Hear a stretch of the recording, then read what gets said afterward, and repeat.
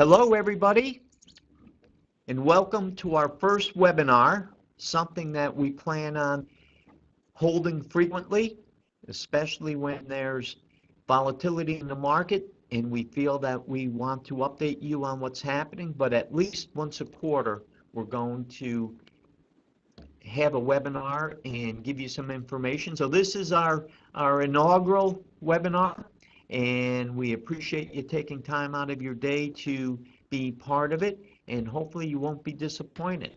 With that being said, I'm sitting here with Ryan Bouchey, and between Ryan and myself, we will get started, and then we'll have questions and answers at the end. So thank you and welcome. We're just going through the logistics of our first one, so I apologize about. All right, we're ready to get started. So as you can see, the title of our first webinar is a roller coaster of a ride, because we haven't seen volatility for 2 years, and all of a sudden the last 2 months we've seen a lot of volatility. And for investors, it's been unnerving. For our clients, I'm hoping that we've taught you and educated you along the way that volatility is normal. So we just thought that it would be a good title for our seminar. So let's get started. With that being said, and just bear with me as we. So the first slide is a first quarter market recap. In a nutshell, the S&P 500 index and both the international market, EFA, were down about 1.5%. NASDAQ was actually up 1%. Both the S&P and NASDAQ are part of our core holdings, so it was nice that we had NASDAQ in there to counteract what the S&P did.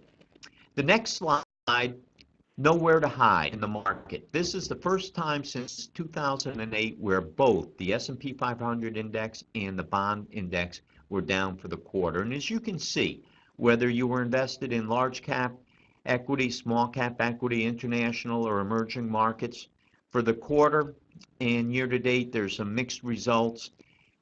Bonds down 1.6% year to date. The commodity index was actually up a little bit, 1.45%, and it just gives you an idea of what all the different asset classes did. Now I'm going to hand it off to Ryan, who will talk more about volatility. All right, thank you. So let's take, I love this slide. I love this picture where it just shows you that red line is the end of 2017. So everywhere on the left you have 2017, everything on the right you have 2018, the first 3.5 months or so. So volatility, we only had 9 days last year where the markets moved, whether up or down, more than 1%. So far in 2018, we've had 29 days of market movements up more than 1%. So you can see we've already had 3 times the volatility on that basis than we had in all of 17. And whether it's good or bad, we're seeing the market swings much more dramatically so far year to date, and we expect that to continue going forward.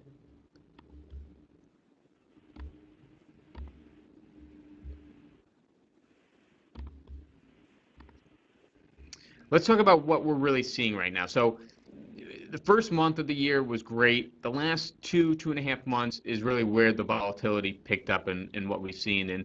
And after the first few weeks where we really saw that steep decline in the markets where they sold off and we hit our correction, markets have been relatively stable, but we've seen the big swings on a day-to-day basis. So the two factors that are sort of working against each other, we have the positive forces. One being tax cuts. We've talked about how that can help earnings of corporate America, and as well as the spending rates of individuals. And we've talked about this global economic growth. We're still in this global growth phase that we'll get into. The negative forces at work, really the rising interest rates and inflation fears, that really jump-started this volatility and the market sell-off at the beginning of February. We have the fear of trade wars. You could also probably add in a little bit of the fear of Syria, although that hasn't picked up, but we will talk about the concerns there. And you look at the technology concerns, and we've had a little bit of a technology sell-off over the past few weeks, even though technology has been the strongest sector in the market. Lately we've seen a little bit of a sell-off, but there's still a lot of growth there. And we'll talk about the concerns and whether or not they'll move forward. So let's look at earnings growth. So far the first quarter, we're expecting 18% growth rate of S&P 500 companies. I mean, that's a tremendous growth rate. Not only that, but the expectation is for about a 7% rise in sales. So earnings obviously are going to be helped by the lower tax rates for corporate America. That should be a positive. But when you look at the 7% growth rate in sales, we're expecting not only is the bottom line going to be propelled, but the top line revenue is going to be impacted by this global growth phenomenon. So there's a lot of positives, not only from earnings, but also in the pickup in revenue expectations for S&P 500 companies. And we talk about it a lot. S&P 500 companies, about 45% of their revenue is derived overseas. So not only is the growth in the U.S. solid, but growth overseas is solid as well. Valuations look much better than they did, even going back 3 weeks ago, or 3 months ago. If you go back to the start of the year, the forward PE ratio, and we use the PE ratio as a fundamental analysis of where the stock it is, it was trading a little bit more expensive. And essentially what it says, so at the end of 2017, the forward $14.4 for every dollar of earnings, which, relatively speaking, on a historical basis, is a little overvalued. But given the recent volatility in the market correction, plus the expectations of earnings growth, that forward PE ratio has come down to 16.4, which is right around the historical average. So when you just take that into account, stocks are much more fairly valued today than they were even going back 2 to 3 months ago. Let's look at Capex spending, so capital expenditures for these S&P 500 companies. So this tells us a few things, and this is a really important factor as you look to continued growth in growing economy. One thing is that usually a decline in Capex spending historically over the past 30 years or so has been a pretty good indicator of a future recession.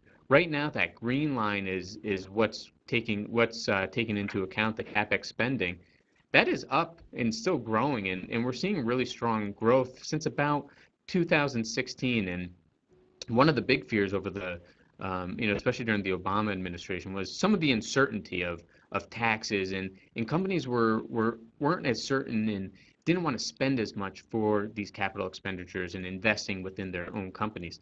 Since the new administration, I think Trump has proven to be a more business-friendly administration, whether you agree or disagree on different elements. But that has helped with a pickup in spending. Obviously, the tax cuts help as well. So if we continue to see companies invest in themselves, that's typically a good sign of a growing economy, and points us that we're not fearful of an impending recession in the immediate future. Let's look at what we call the global heat map, if you will. And this is one of those slides where a picture is worth 1,000 words. And you can see the green is good, the red is bad. And really those big red blots, you can go back all the way to the left side, shows 2008, 2009. We had the global recession, kicked off from the financial recession in the U.S. And then things got a little better, and then we sort of hit a hiccup in 2011, 2012, especially in Europe. You can see those red splotches there. But as you get to 2017 and into 2018, on a global basis, whether it's the U.S., developed international, or emerging markets, everything is pretty strong right now, and most economies worldwide are growing. So again, when you look at how much of revenue is derived internationally from U.S. companies, and when you look at how well international markets are doing, these are all positive signs that we still think that there's room to go on this runway of the bull market we're experiencing. So let's talk about the negative forces. So those were the positives. We talked about the impact of the tax cuts as well as the global growth right now. But let's look at some of the negatives that are out there. And in really what kicked off the correction in February was the effect of rising interest rates. And as you can see, the effect of a 1% rise in interest rates, most bond holdings, whether it's U.S. Treasury, U.S. notes, T-bills, bonds, whatever it may be, are going to have a negative effect. Even when you get into corporate grade and the U.S. aggregate there on the right side, you see that these are going to have a negative effect. And as my dad pointed out earlier, you saw the U.S. Barclays aggregate index down over 1.5% for the first quarter. So it has seen some challenges. And when you look at the short term, there's going to be big challenges with a rising interest rate environment. We're more, we go towards more low duration, shorter maturity bonds, and whether it's individual bonds or bond funds in our portfolio. So we really want fixed income side of the portfolio to be the counterweight to equities. And so we've talked about in the past, we're a little overweight equities, and that's why we're a little bit more defensive with our fixed income. But we've also realize that we're probably going to be in a rising interest rate environment. And so with that being said, we like the low duration bonds, and they've done much better than the U.S. Aggregate index so far year to date, and will continue to be defensive in that area as we expect interest rates to continue to rise. Now that's over the short term. Now let's look at the effect of rising rates in the long term. And this was a great study that was published. And if we saw a steady rising interest rate environment, say over the next 10 years, right now with the U.S. aggregate bond yield assumption of just over 3%, if we were to rise another 2% over 10 years, our annualized returns would still be 2.8%. So maybe not as high as 3.1 in a rising rate environment, but maybe your price of bonds may go down as rates go up, but you're getting more yield, and that's going to be a positive as time goes on. Really, the worst case scenario here is that over the long term, if we had pretty steady interest rates and then an immediate increase in interest rates in the effect of 2% over 1 year, you may see a bigger impact, again, in the short term, like we saw on the last slide. But if you're a long-term investor, and this is what's really key, is we all have to take into account what our time horizon is. And we say that all the time with equities, but it comes into play just as much with bonds, especially in a rising rate environment. If you have a long-term time horizon, this short-term volatility, even in the fixed income markets, shouldn't worry you that much, because as we look over time, worst case scenario, maybe we don't get as much of a return as what the yield is currently in a rising rate environment, but we should still get a positive return. And like I said, over time, those conservative investors, as interest rates rise, and we're seeing it now with what you can get even on cash, you're going to get a higher yield, and that's not necessarily a bad thing. So even though short-term price declines in bonds can be a little disheartening, take into account that long-term time horizon, just as we do with equities. Here's our last bond slide, and again, it just takes into account bond returns are going to be impacted not only by the market price of bonds or bond funds, but also that interest rate. And so the dark blue is your interest rate component, the light blue is the price return. So even at times when the price return may be down, like we're seeing right now, if you're getting a decent coupon payment and that coupon payment starts to go up, you are going to continue to get potentially positive overall returns, and that's what's most important. So our next fear of negative force is China and the potential tariffs there.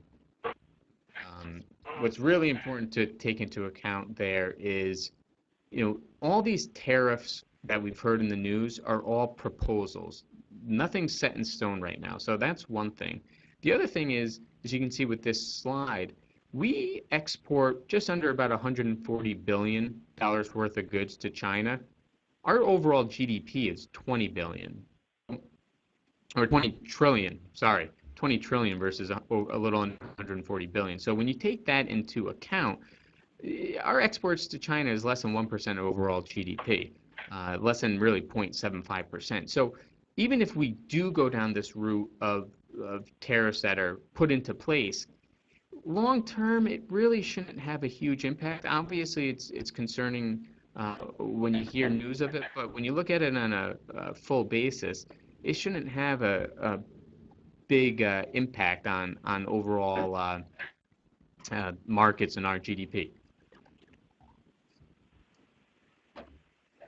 The next thing is with regard to the tariffs and the trade war is that China's been very strategic with what they're doing, and the top two elements, and these are our biggest percentage of exports to China, is in the manufacturing sector as well as the agricultural sector. And the reason why China's being strategic with this is they're actually going after red states and areas that have voted for Trump. They're trying to hurt the Trump supporters, and that may not be a bad thing for us because if he gets enough pushback, he may pull off with these tariffs. I think when you look at China and the talk of trade wars and the tariffs, I think what is really at play here is not so much we are at a trade deficit, which really isn't a bad thing overall, but the big element is our intellectual property being stolen by China. And I think the cause of this was to try and work with China so that they wouldn't do that as much as they're doing it today.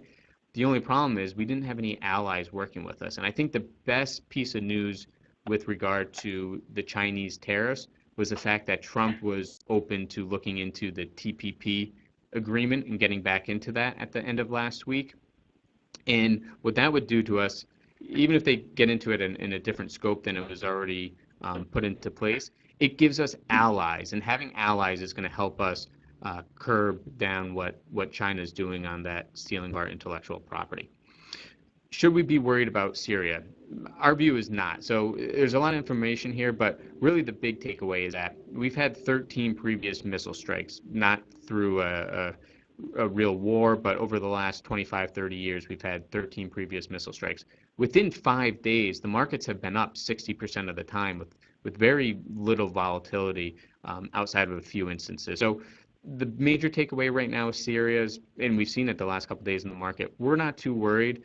Potentially if things escalate with Russia, but there's not a whole lot we can do to protect ourselves from that. Those are some of those geopolitical concerns that'll be systematic in nature that will, we'll just have to see what happens there. But with regard to the Syria missile strikes, we're not overly concerned. In the last major headwind that we brought up was the technology concern, and can the volatility in tech stocks continue, and will that hurt us? Well, when you look at technology, and the area that I circled that I want to focus in at is that right now the forward PE ratio for tech sector stocks is 17.9. So it's a little bit higher than the overall market, but that's to be expected. They're more growth-oriented companies. The big thing is that the 20-year average is about 20.9, and when you go back to the year 2000 with the tech bubble, that was at about 25, 26. So we're well under that. We're under the 20-year average. So we still think that there's room for tech to grow. And typically speaking, in late-stage bull markets, these large growth companies tend to do the best. And when you look at a lot of these tech companies, their earnings continue to grow, and they're really one of the strongest performers in the entire market. So we think the tech fears, in the short term, we may see a little bit more volatility, but right now they're priced at a point where we still like, and especially as we've said, sort of in these later stages of a bull market, they tend to do well. So with that, I'm going to turn it back over to Steve, and he's going to discuss where do we go from here. Thank you, Ryan. So where do we go from here? Recoveries take time. This slide goes back till basically this recent bull market that began in 2009, March 9th of 2009. And as you can see, there have been 4 corrections. Very little, and each correction takes about 3 to 4 months to recover from. And this correction, we're not sure how long it'll take, but we think it'll be short-lived for a lot of the reasons that Ryan pointed out. The fundamentals are truly strong in the economy. Corporate earnings are healthy. Jobs are plentiful, and our workers are getting paid more. And that's really what the fundamentals, that's what the stock market trades on. Everything else we consider being noise. Market timing is never a win-win for investors. And with market timing, and I'm not sure if this slide is coming across. Ryan, is this? There we go. So this slide points out that, and I'm going to read from the little yellow box, 6 of the best 10 days occurred within 2 weeks of the 10 worst days. So we went back to when you think about the January jobs report that was announced beginning of February, and the market was down 1,200 points on a Monday, and then it was down another 1,000 points on a Thursday. You don't want to get out of the market because those days are so volatile that you can't take it anymore, because usually the best days come right after that. And this slide just kind of shows you if you were fully invested for the last 20 years, your average return was almost 8%. If you miss 10 of the best days over 20 years, your average return drops down to 4%. If you miss 20 of the best days, 1.57%, 30 of the best days, down 0.5%.